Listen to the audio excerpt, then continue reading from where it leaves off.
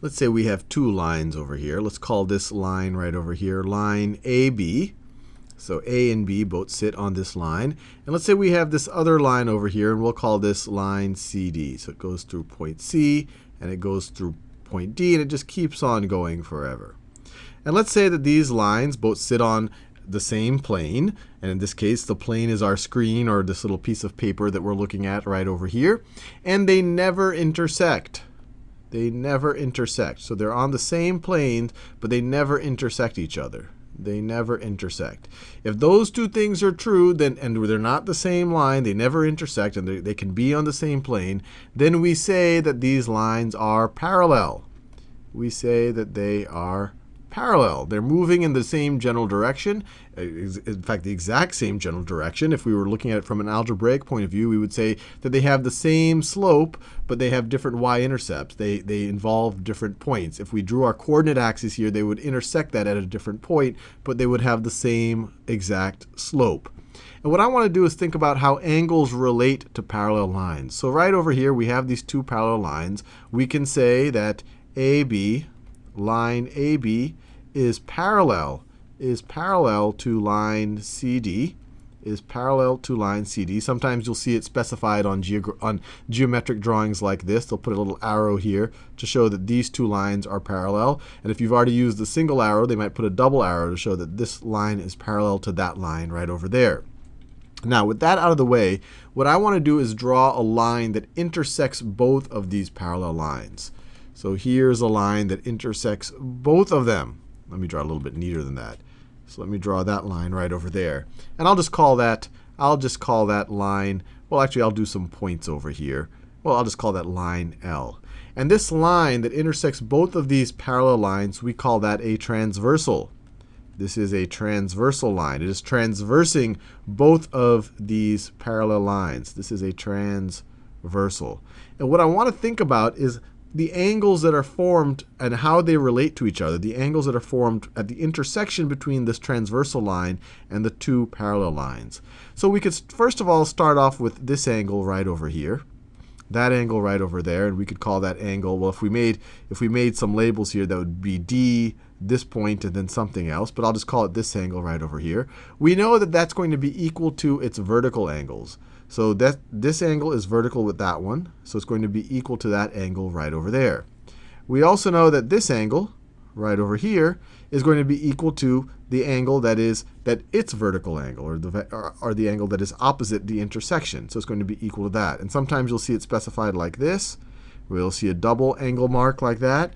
Or sometimes you'll see someone write this to show that these two are equal and these two are equal right over here. Now, the other thing we know is we can do the exact same exercise up here, that these two are going to be equal to each other, and these two are going to be equal to each other. They're all vertical angles. What's interesting here is thinking about the relationship between this angle right over here, the relationship between that angle right over there, and this angle right up over here. And if you just look at it, it is actually obvious what that relationship is, that they are going to be the same exact angle. That if you put a protractor here and measured it, you would get the exact same measure up here. And if I drew parallel lines, maybe I'll draw it straight left and right, and it might be a little bit more obvious. That if I draw it, so if I assume that these two lines are parallel, and I have a transversal here, what I'm saying is that this angle is going to be the exact same measure as that angle there. And to visualize that, just imagine tilting this line. And as you take different, so it looks like it's the case over there. If you take the line like this, and you look at it over here, it's clear that this is equal to this. And there's actually no proof for this. This is one of those things that that a mathematician would say is intuitively obvious. That if you look at it, as you tilt this line, you would say that that these angles are the same. Or think about putting a protractor here to actually measure these angles. If you put a protractor here, you'd have one side of the angle at the 0 degree, and the other side would specify that point. And if you put the protractor over here, the exact same thing would happen. One side would be on this parallel line, and the other side would point at the exact same point. So given that, we know that not only is this side equivalent to this side, it is also equivalent to this side over here. And that tells us that that's also equivalent to that side over there. So all of these things in green are equivalent. And by the same exact argument, this side right over here is going, or this angle is going to have the same measure as this angle. And that's going to be the same as this angle because they are opposite.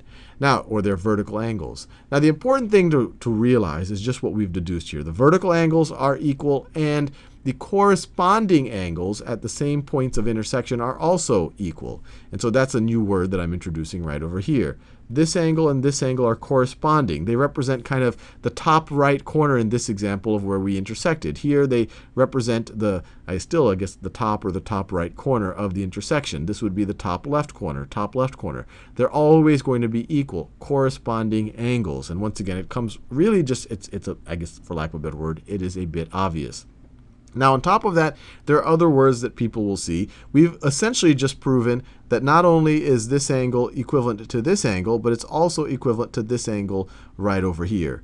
And these two angles, maybe if I call this, let me label them so that we can make some headway here. So I'm going to use lowercase letters for the angles themselves. So let's call this lowercase a, lowercase b, lowercase c. So lowercase c for the angle, lowercase d, and then let me call this e, f, g, h. So we know from vertical angles that b is equal to c, but we also know that b is equal to f because they are corresponding angles. It's equal to f, and that f is equal to g. So vertical angles are equivalent, corresponding angles are equivalent, and so we also know obviously that b is equal to g. And so we say that alternate interior angles are equivalent. So you see that they're kind of on the interior of the intersection. They're between the two lines, but they're on all opposite sides of the transversal. Now you don't have to know that fancy word, alternate interior angles. You really just have to deduce this, what we just saw over here. Know that vertical angles are going to be equal and corresponding angles are going to be equal. And you see it with the other ones too. We know that A is going to be equal to D, which is going to be equal to H, which is going to be equal to E.